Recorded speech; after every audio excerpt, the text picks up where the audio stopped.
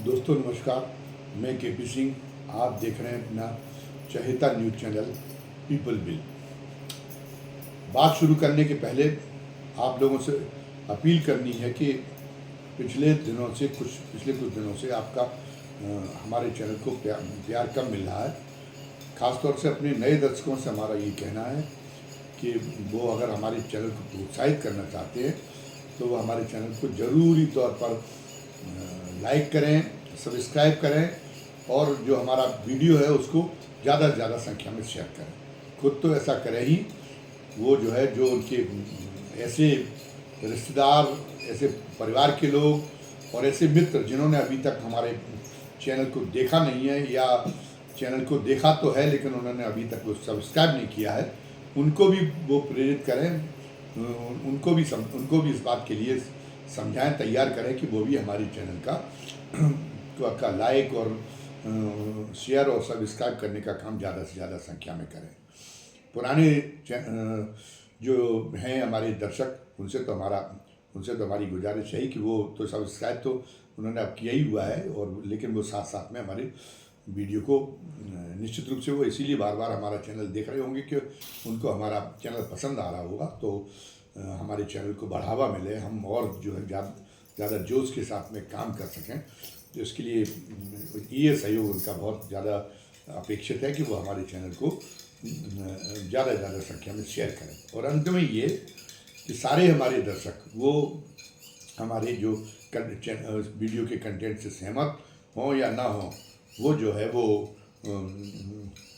Comment box में आज के वीडियो के कंटेंट के बारे में अपनी राय ज़रूर डालें। उनकी राय हमारे लिए बहुत उपयोगी है, बहुत लाभदायक है। वो चाहे हमें एक तरह से गलत साबित करने वाली हो या वो हमारे कुछ और एडिशन उनको करना हो जो हमने जो कंटेंट जो दिया है, तो उसमें भी हमारे लिए वो काफ़ी उनके माध्यम से मदद हो जाती है, उनके कमेंट के माध्यम से। तो हमारी गुजारिश ये है कि आपका देखना पूरी तरह से सार्थक हो। ये तभी होगा जब आप हमारे जो वीडियो के बारे में, आज के वीडियो के बारे में या कभी भी आगे चल के भी जो वीडियो हम डालें उस वीडियो के कंटेंट के बारे में अपनी राय ज़रूर कमेंट बॉक्स में लिखकर जाया करें। अब ये जिस विषय पे हम चर्चा करना चाहते हैं वो है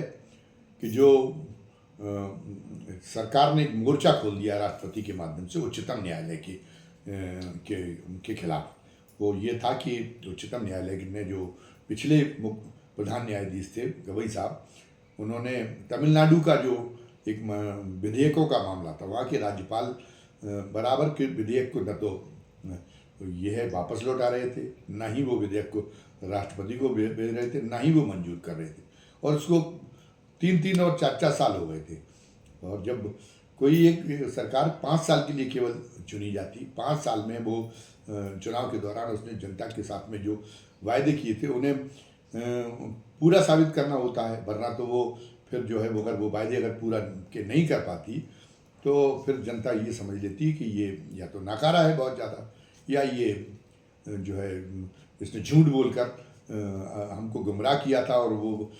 उन वायदों पर अमल करना इसके बूते में नहीं था। तो एक बड़ी गलत धारणा बन जाती है सरकार के बारे में। तो आज आप 3 साल तक आपने कोई फैसला ही नहीं किया और फिर आगे भी उम्मीद नहीं थी कि कार्यकाल पूरा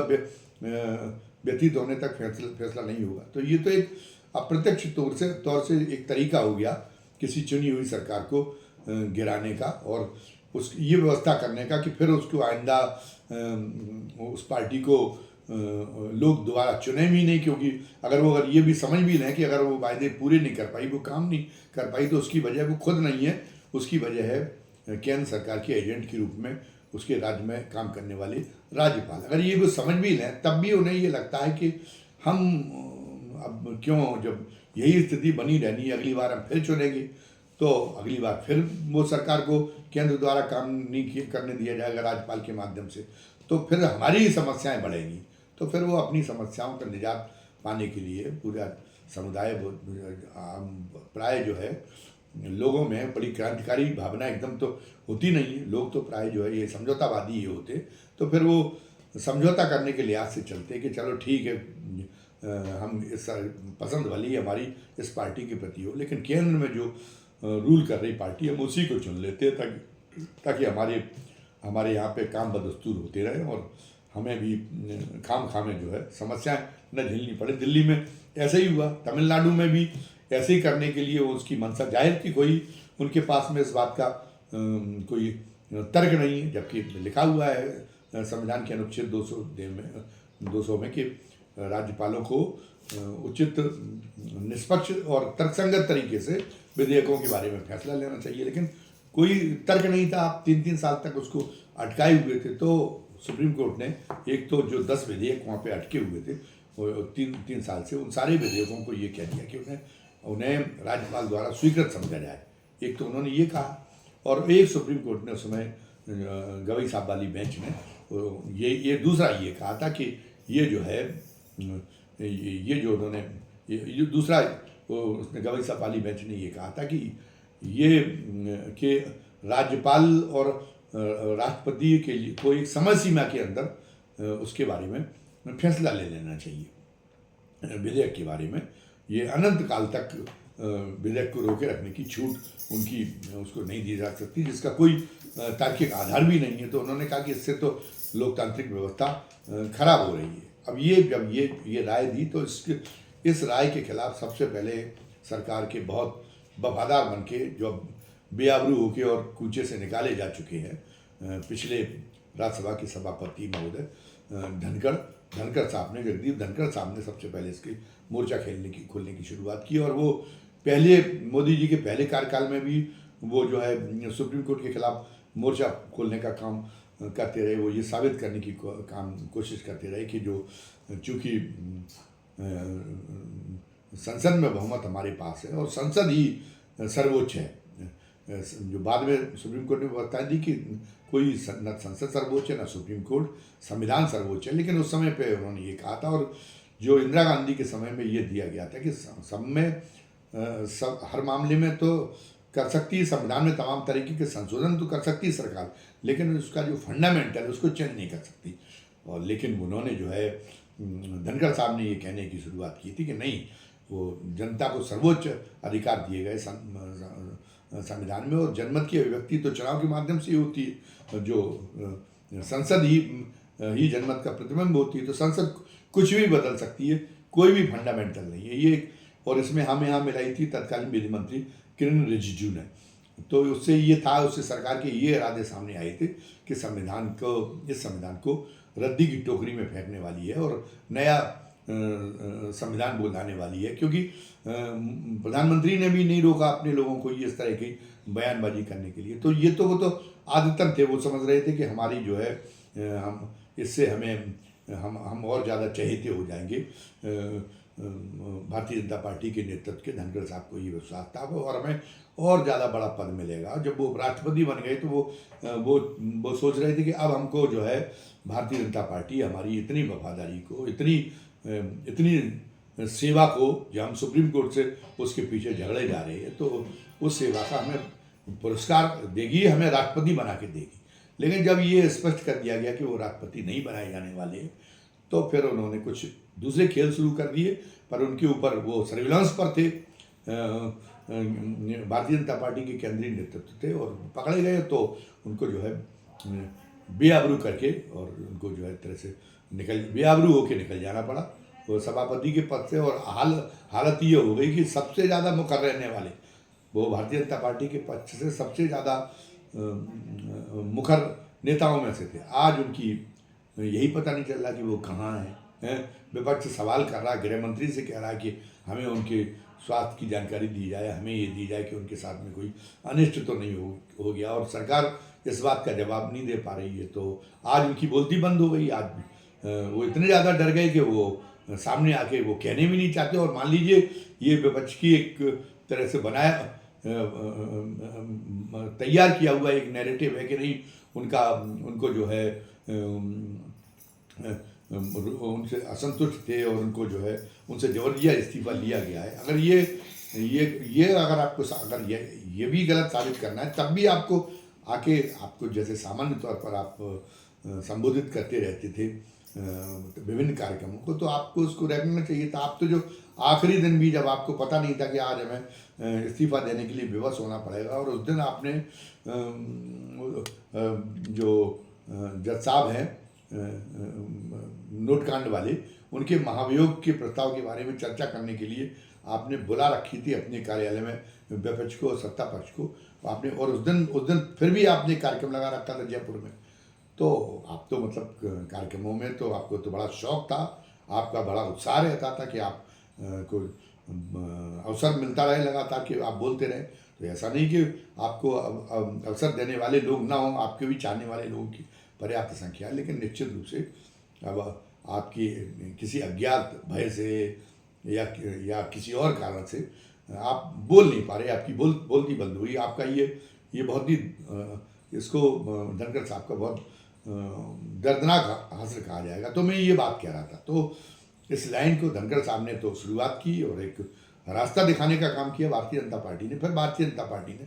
इस लाइन को पकड़ लिया और राष्ट्रपति महोदया का, उसके तहत राष्ट्रपति महोदया का एक लेटर, एक चिट्ठी उनके पास पहुंची, जो वर्तमान सभा वो हैं प्रधान न्यायाधीश, उनके पास में वो राष्ट्रपति महोदय की चिट्ठी पहुंची, और उसमें चिट्ठी में राष्ट्रपति महोदय ने ये वो सवाल रखे तमाम सारे, और उसमें जो है सुप्रीम कोर्ट से कहा कि आप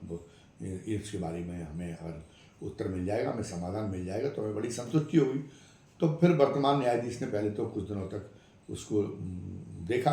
कि क्या किया जाए इसके मामले में, और अद्भुतोगत्ता उन्होंने बाकायदा इस पर सुनवाई शुरू कर दी,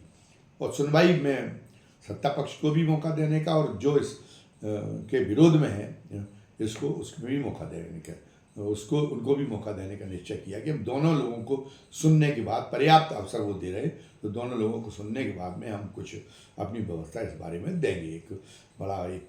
नज़ीर बनेगी निश्चित रूप से। हमारी जो संवैधानिक व्यवस्था के लिए सुप्रीम कोर्ट का जो भी फैसला आएगा वो एक बड़ा एक मील का पत्थर बनेगा। लेकिन इसमें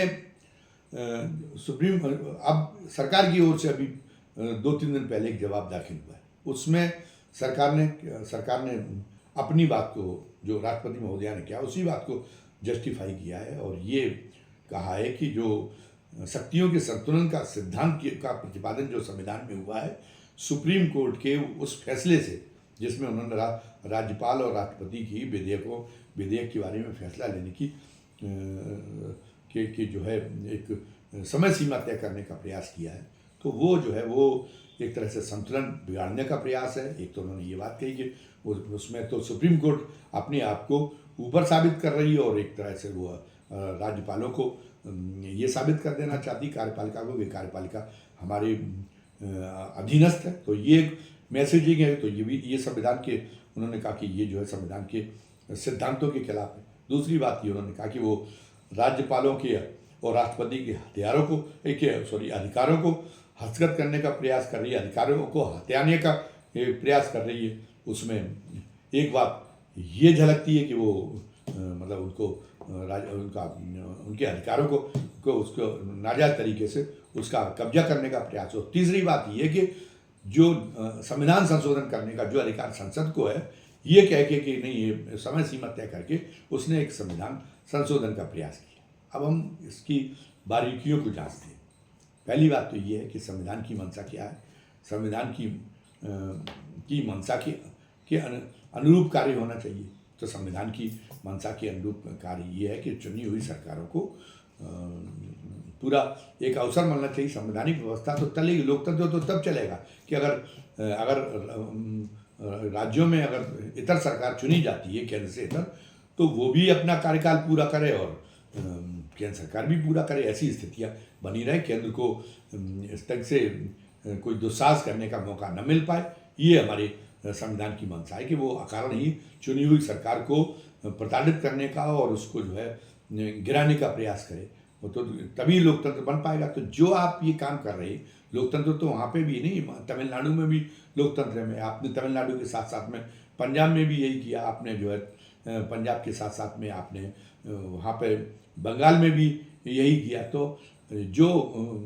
क्योंकि वहाँ इतर सरकारें हैं, वहाँ पे सब जगह आपके राज्यपालों का एक ही जैसा रवैया, और दिल्ली में तो आप करते रहे तो दिल्ली में तो आपने अपनी मंशा पूरी कर ही ली। एक तरह से मतदाताओं को दिल्ली को ब्लैकमेल करके आपने वहाँ पे अपनी सरकार बना ली, और वही तमाशा आप ये करना चाहते हैं। तो ये तो नहीं कहा जाएगा कि आप लोकतंत्र के हित में काम कर रहे हैं। तो अब आप आज आप तकनीकी बातें उठा के और जो है लोकतंत्र को बचाने का जो महत्व है उसको कम करने का कोशिश कर रहे हैं। आप तकनीकी बातों के सापेक्ष आप जो है इसकी अनदेखी करना चाहते कि उससे लोकतंत्र का कैसा कचूमर निकला जा रहा है आपकी करनी का। तो लोकतंत्र ज़्यादा ऊपर है, लोकतंत्र तो बचाना ही होगा। जब आप इस तरीके कर रहे तो उन तकनीकी बातों का तब कोई महत्व नहीं रह जाता। अंतर्निहित है संविधान में हमारे में कि लोकतंत्र हर तरीके से सुचारू रूप से कार्य करते रहना चाहिए। ये इसको बचाने का काम सभी संबंधित संस्थाओं का है। आप अगर कार्यपालिका ठीक तरीके से काम नहीं कर रही, कार्यपालिका लोकतंत्र पर प्रहार करने का कोशिश कर रही है, तो फिर तो कार्यपालिका की भी जो है वो कार्यपालिका पर भी अंकुश लगाने के लिए उन दोनों संस्थाओं को आगे आना चाहिए, विधायिका का और न्यायपालिका का। और विधायिका भी अगर कार्यपालिका के साथ में मिल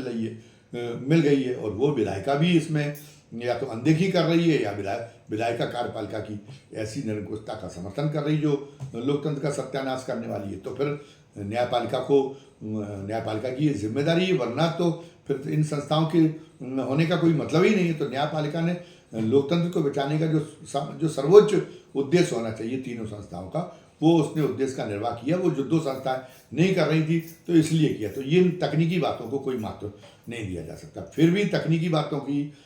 ही अगर हम ले लें तो तकनीकी बातों में जिस संविधान के अनुच्छेद 200 में इस बात का प्रतिपादन किया गया है कि राज्यपाल और राष्ट्रपति जो उनके सम्मुख विधेयक लाए जाते हैं उनका कैसा ट्रीटमेंट करेंगे। तो उसमें एक बात जोड़ दी गई है कि एक तो तर्कसंगत और निष्पक्ष तरीके से और उचित समय में करेंगे। तो जो उचित समय में जब उसमें करने का प्रावधान है, अगर स्पष्ट समय सीमा तय नहीं की गई है, तो इसमें वो उदाहरण जो है लागू होता है जो सूचना के अधिकार जो एक सुप्रीम कोर्ट ने व्यवस्था दी थी कि चुनावों में, संसद और विधानसभा के चुनाव में जो उम्मीदवार हैं उन्हें एक शपथ पत्र देना होगा जिसमें ये अपनी शैक्षणिक योग्यता के बारे में बताना होगा, जिसमें अपनी और अपने परिवार की परिसंपत्तियों के बारे में बताना होगा और अपने क्रिमिनल रिकॉर्ड के बारे में अनिवार्य रूप से बताना होगा। उस समय पर पूर्व प्रधानमंत्री चंद्रशेखर जीवित थे और चंद्रशेखर की पूरी क्रांतिकारिता एक व्यवस्था को बिगाड़ने में, क्योंकि उनका तो वो चाहे लोग उनको समाजवादी भले कहते हों, लेकिन एक फासिस्ट मिजाज के और एक सामंतवादी मिजाज के नेता थे। तो वो जब भी कोई आपत्ति सामने आती थी तो वो वही सामंतवाद की व्यवस्था में सामंतवादी तत्वों का पोषण करने के नाम पे आती थी। तो वो खड़े हो गए थे और उन्होंने ये कहा था कि ये एक नया कानून बनाने की जरूरत की है सुप्रीम कोर्ट ने, जिसका उसको अधिकार नहीं है। तो सुप्रीम कोर्ट को फिर स्पष्ट करना पड़ा था कि हमने कानून नहीं बनाया, कहा हमने कोई संसद के अधिकार में कोई अतिक्रमण नहीं किया। कानून ये जो हमने ये व्यवस्था जो दी है शपथ पत्र लेने की, शपथ पत्र उम्मीदवारों पर ये जो दायित्व डाला है शपथ पत्र दाखिल करने का, अपनी शिक्षा संबंधी, अपनी परिसंपत्तियों संबंधी और अपनी क्रिमिनल रिकॉर्ड संबंधी, ये कोई कानून नहीं है। ये जो सूचना के अधिकार की व्यवस्था जो मतदाताओं के लिए संविधान में ऑलरेडी है, उसी की व्याख्या का ये विस्तार है। अब सूचना के अधिकार का कैसे उसका जो है निर्वाह होगा, अगर मतदाता जिस उम्मीदवार को चुनने जा रहे हैं उसकी मेरिट के बारे में भी नहीं जानते, तो हमने कोई नई बात नहीं कही और इसको माना गया था कि नहीं, यहाँ ये जो है ये जो काम किया है उच्चतम न्यायालय ने, इसको नए कानून बनाने के रूप में उसको नहीं लिया जा सकता, इसका अर्थ इस रूप में नहीं लिया जा सकता। और उसने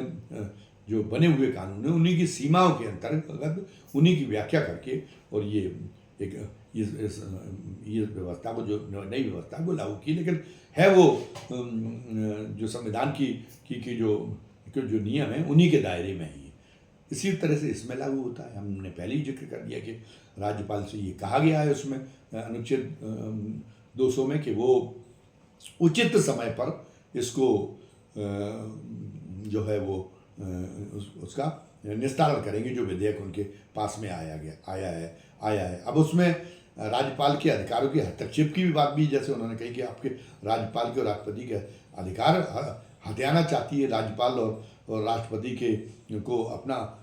इसमें तो ये मैसेजिंग हो रही कि उसको अधीनस्थ बनाने की कोशिश कहाँ की है। उन्होंने ये तो कहा नहीं सुप्रीम कोर्ट ने कि राज्यपाल या राष्ट्रपति जो सदन से पारित विधेयक है वहाँ वो उसी को जो है उसको मान्य करने के लिए बाध्य होंगे, ये तो कहा नहीं। ये भी नहीं कहा कि नहीं जो विधेयक हैं वो उन विधेयकों को जो है वो लौटा नहीं सकते, ये भी नहीं कहा। उनको राष्ट्रपति को नहीं भेज सकते, ये भी उन्होंने नहीं कहा। तो उन्होंने कोई दखल कहाँ दिया? ये तो सारे के सारे आपके अधिकार आपके बहाल हैं, लेकिन उचित समय उचित समय जो कहा गया कि उचित समय में आप उसका निस्तारण कर देंगे, तो उचित समय की एक कल्पना करनी पड़ेगी कि उचित समय क्या होता है। कहीं तो विवेक लगाना पड़ेगा। उचित समय ये तो हो नहीं सकता कि आप पूरे 5 साल तक विधेयक को पेंडिंग रखें और उसके बाद में उसको अपनी मौत मर जाने दें और उसको सरकार को आप इस हथकंडे से और आप उस सरकार को जनता के बीच में जो है वो उसकी इमेज को गिरा दें,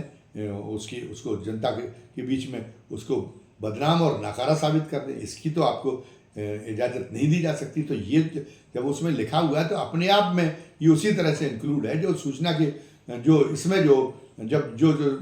उम्मीदवारों के शपथ पत्र के व्यवस्था के संबंध में जब ये मान्य किया गया ताकि हाँ ये सूचना के अधिकार की ही व्याख्या का विस्तार है। तो इसी तरीके से जो संविधान के अनुच्छेद 200 की मंशा में जो मंशा निहित है, उसी मंशा का जो है वो जो उसी की व्याख्या का उस मंशा की व्याख्या का ही ये विस्तार है। और उन्होंने नहीं कहा, उन्होंने ये आप कहें कि उस समय जब संविधान बन रहा था तो इतने ज़्यादा निष्ठावान, ईमानदार और देशभक्त लोग थे संविधान सभा में, उन्होंने उस समय ये क्यों नहीं सोचा? अरे उन्होंने तो उस समय पे बहुत सारी बातें नहीं सोच पाई होंगी। अगर ये होता, उन्होंने ये घोषणा कर दी होती कि ये संविधान तो देश के लिए एक तरह से कुरान है जिसमें कोई परिवर्तन नहीं किया जा सकता, ऐसी तो उन्होंने कोई घोषणा की नहीं थी। तो उन्होंने तो उस बात की पूरी गुंजाइश रखती कि नई परिस्थितियाँ आती रहेंगी और नई परिस्थितियों के मुताबिक संविधान जो है वो संविधान में संशोधन होते रहेंगे, संविधान में नए नियम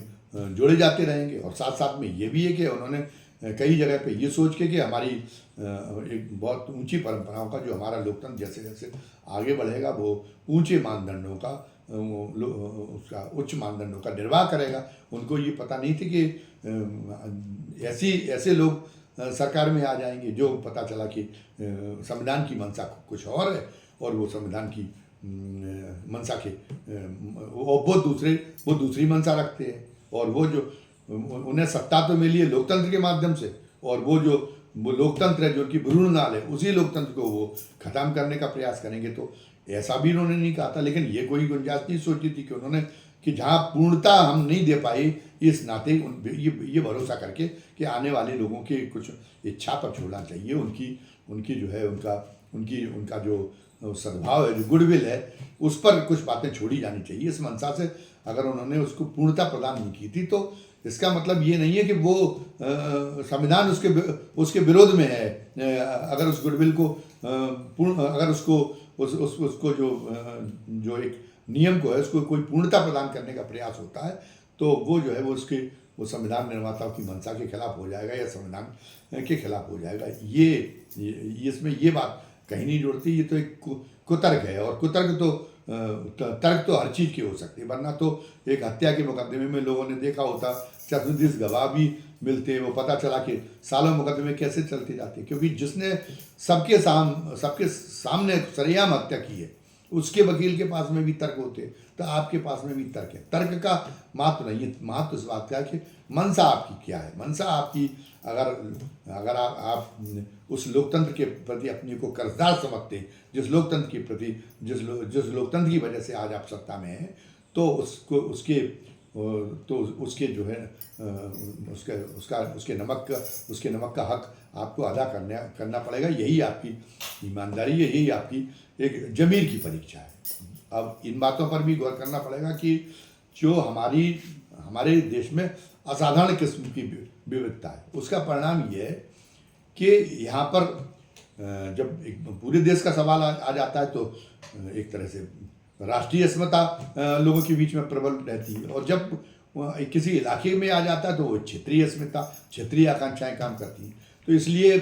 इस बात की गुंजाइश रहनी चाहिए संविधान में कि कि केंद्र में और राज्य में अगर लोग अलग अलग सरकारों को चुनते हैं तो वो अलग अलग सरकारें भी अपनी अपनी भूमिका का वो जो है स्मूथली निर्वाह कर सकें। ये एक संविधान की मंशा है, तभी एक देश में संतुलन बना रहेगा, तभी देश में स्थिरता बनी रहेगी। ऐसा नहीं कि मोदी सरकार ही पहली बार इसका कर रही हो, हम अकेले मोदी सरकार को दोष दे रहे हो। ये कुरीति पहली भी रही है। पंजाब में अकाली दल की सरकार को कांग्रेस की सरकार ने नाजायज ढंग से लगातार भंग किया। वहाँ पे जैसी मोदी की है चक्रवर्ती सम्राट बनने की मंशा, वैसी इंदिरा गांधी की चक्रवर्ती सम्राट बनने की मंशा उस समय भी थी कि हम केंद्र में हमारी सरकार रहे और सभी राज्यों में भी कांग्रेस की सरकार रहे। इसी मंशा के कारण उन्होंने पंजाब में जो इतर दल की सरकार बन जाती थी, अकाली दल की, उस सरकार को कई बार नाजायज ढंग से उसको भंग कर दिया, उसको काम नहीं करने दिया। उसी का नतीजा है कि पंजाब में बाद में खालिस्तानी आंदोलन पनपा। कश्मीर का भी अलगाववाद पनपने का और आतंकवाद पनपने का यही कारण है कि कश्मीर की जनता जो अपने लिए जो सरकार चुनने चाहती थी, उस सरकार को कभी भी कांग्रेस ने सही ढंग से काम नहीं करने दिया। तो लोगों को लगा कि जब गलत ढंग से वहाँ पे सरकारें बर्खास्त हुई, गलत ढंग से जनादेश को पलटने की कोशिश की, तो लोगों को लगा कि ये जो है कि ये केंद्र हमारी अस्मिता को, हमारी जो क्षेत्रीय अस्मिता है वो उसको रौंदना चाहता, केंद्र उसको अपमानित करने का काम कर रहा है। तो लोग वहाँ बिफर गए और वो उनका क्रोध, उनका आवेश इस सीमा तक पहुँच गया कि वो जो राष्ट्रहित को भी से भी परे चले गए, राष्ट्रीय भावनाओं के भी परे चले गए। ये गलतियाँ फिर ना हो, इस बात के लिए हमको एक सावधान रखना पड़ेगा। तो इसलिए हमको अगर कई राज्य ऐसे हैं, तमिलनाडु है, यहाँ तक कि आप महाराष्ट्र में तो बीजेपी सरकार चला रही है, लेकिन महाराष्ट्र में भी अभी हिंदी के प्रश्न पे बीजेपी की सरकार को बैकफुट पे जाना पड़ा। केंद्र का इरादा तो कि हिंदी वास्तविक रूप से राष्ट्रभाषा के रूप में देश भर में लागू, लेकिन वहाँ उनको अपना आदेश वापस लाना पड़ा, क्योंकि क्षेत्रीय आकांक्षाओं का भी समायोजन करना, क्षेत्रीय समायोजन किया जाना है व्यवस्था में, क्षेत्रीय आकांक्षाओं को भी उचित महत्व दिया जाना है। तो ये जो हो रहा है कि सभी जगह भाजपा की सरकारें स्थापित हो जाएं और किसी जगह हम विपक्ष को कहीं रहने न दें, इससे जाने अनजाने में वो क्षेत्रीय आकांक्षाओं पर कुठाराघात करने का प्रयास किया जा रहा है, जो बहुत खतरनाक है, जिससे हम उदाहरण दे चुके कि अतीत में पंजाब में और कश्मीर में इसी की वजह से आतंकवाद पनपा। अब आप जो उनके तरफदार हैं मौजूदा करके के, तो उनको हमें चलिए भक्त कह के तो वो थोड़ा चल जाते हम, और तो लगता है कि हमने इंसल्ट कर दी, तो हमें इंसल्ट करने की हमारी इच्छा नहीं है, लेकिन इसलिए हम उनको तरफदार करें। तो वो जो तरफदार हैं वो कह रहे कि अगर ऐसा होता तो वहाँ हमारी भी जो है उन राज्यों में भी जैसे कांग्रेस की करनी से पंजाब और वहाँ पे स्थिति पैदा हुई, पंजाब में और कश्मीर में, वैसी स्थिति अन्य जगह पे तो हो नहीं रही। लोग तो लोगों का जो है वो तो प्याली में तूफान दिखाई देता, लोगों के आक्रोश के नाम पे सोशल मीडिया पर सारा का सारा तूफान दिखाई देता। लोग तो उन राज्यों में जहाँ की सरकारों को काम नहीं करने दे रहा केंद्र, वहाँ पे लोग तो सड़कों पे नहीं आ रहे। अब लेकिन लोग क्यों सड़कों पे नहीं आ रहे, इसका भी एक कारण है। वैज्ञानिक आविष्कारों की बदौलत इस बीच में सुविधाएं बढ़ी हैं, और सुविधाएं बढ़ी हैं तो लोगों का जीवन स्तर, जीवन शैली लोगों की बदली है, और उन सुविधाओं का उपभोग करने की वजह से लोग इतने ज़्यादा सुविधाभोगी हो गए हैं कि अब वो आपसे जो है सहमत, अगर वो कहीं सरकार के किसी कदम के विरोधी भी हैं तो वो अपना विरोध वही औपचारिकता भर के लिए अपने मन में रखते हैं, लेकिन वो जो है विरोध के लिए कोई विरोध का अपने का कोई विस्फोट करें, ये उनके जरिए नहीं होता। लेकिन ये काम कहीं ना कहीं हो रहा है, और इसका एहसास जो केंद्र में सत्तारूढ़ पार्टी है वो उसको ज़रूर है, वरना वो तमाम सारे उसके खाते में उपलब्धियां हैं, लेकिन वो उसका आत्मविश्वास इतना डगमगा गया है कि वो ये उसका भरोसा ये नहीं रह गया कि उन उपलब्धियों के आधार पे, अपने एक अच्छे रिपोर्ट कार्ड के आधार पे हम फिर से चुनाव जीत सकते हैं। इस बार तो उसका तमाम 3 तिकड़म के बावजूद, सामदाम दंडभेद का तमाम खेल खेलने के बावजूद भी ये देखा गया कि उसको अपनी दम पे बहुमत पे खोना पड़ा है, और अब उसको आगे चल के स्थितियाँ उसके लिए और ज़्यादा विषम होती जा रही, जिसका प्रकटन इस माध्यम से होता है। क्या आप पूछेंगे भाजपा के तरफदार लोग कि आप ही किस आधार पर कह रहे हैं कि स्थितियाँ विषम हो रही, तो जो एक तरह से कई तरह से जनादेश का जायजा लेने का मौका मिलता है। आज की तारीख में सोशल मीडिया के जितने भी प्लेटफार्म हैं, सबके प्लेटफार्म पर कमेंट लिखने की सुविधा है, सबके कमेंट, तो वो जो कमेंट आ रहे हैं वो कमेंट की संख्या, हम ये नहीं कहेंगे कि भाजपा के तुलना में बढ़ गए, लेकिन पहले उतने ज़्यादा सरकार विरोधी कमेंट नहीं आते थे जितने ज़्यादा सरकार विरोधी कमेंट इस समय आ रहे हैं। तो लोगों के अंदर एक गुस्से का एक उबाल आ रहा है, और इसका एहसास भारतीय जनता पार्टी को होने की वजह से ही तमाम उपलब्धियां उसके खाते में होते हुए भी उसको इतनी सारी चुनावी धांधलियाँ करानी पड़ रही, जिससे चाहे चुनाव आयोग के माध्यम से उनका प्रतिवाद कराने का प्रयास करे, किसी और के माध्यम से, लेकिन वो लोगों के कोई भी जो उनकी सफाई है वो लोगों के गले नहीं उतर रही है, और लोगों के या उनके जो समर्थक है उन तक की समझ में ये आ गया है कि हम गद्दी में रहेंगे, और इसलिए गद्दी में रहेंगे क्योंकि हमारे जो नेता हैं उनके पास में उनके जो तर्कस में इतने ज़्यादा तीर हैं, वो चाहे जहर भरे तीर हों, वो चाहे कितने भी वो तीर ऐसे हों जिनका धर्म युद्ध में जो है प्रयोग वर्जित हो, लेकिन वो तीर उन तीरों का हारने ना पाए, इसलिए वो तीरों का वो किसी भी अपनी किसी वर्जनाओं में अपने को बांधे रहने वाले हमारे नेता नहीं है। वो समय पे वो जो जितने भी तीर उनके हर तीर का वो इस्तेमाल करेंगे, और अंततोगत्वा वो सत्ता में जो बने रहने का जो उनका सत्ता में अपने बने रहने पर कोई आँच नहीं आने देंगे, उसमें अपने को सत्ता में अपने को कतई अस्थिर नहीं होने देंगे। ये उनको भरोसा, अभी उनको उनके समर्थकों को भी ये भरोसा नहीं रह गया कि अगर नैतिक तरीके से, अगर एक धर्मयुद्ध के तौर पर नैतिक नियमों का पालन, नैतिकता का पालन करते हुए, और अगर अब बहुमत जुटाने की कोशिश अगर हमारी पार्टी करे तो वो सत्ता बचा पाएगी, ये भरोसा उनको भी नहीं रह गया। लेकिन उनको ये पता है कि ये हमारे तो बड़े ये इनके सामने तो युद्ध और प्रेम में सब जायज, जो चुनाव भी एक तरह से वो एक युद्ध के तौर में लेते, तो उनके लिए सब कुछ जायज है, और हम भी ये मानते हैं कि